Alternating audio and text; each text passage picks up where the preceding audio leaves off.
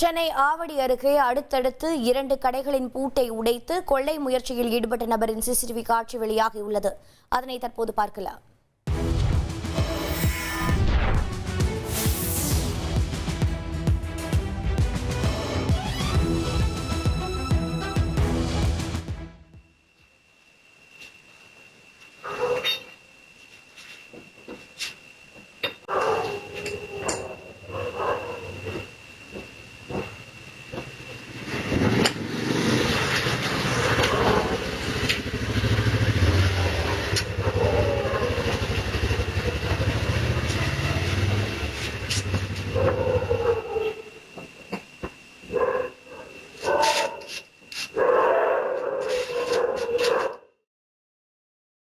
இது பற்றிய கூடுதல் தகவலை செய்தியாளர் தாமோதரன் வழங்கிட கேட்கலாம். தாமோதரன், வணக்கம்.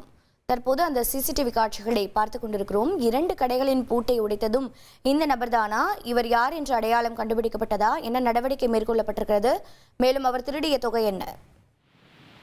கண்டிப்பாக சென்னை ஆவடி கன்னிகாபுரம் பகுதியைச் சேர்ந்தவர் சித்திக் ரகுமான்.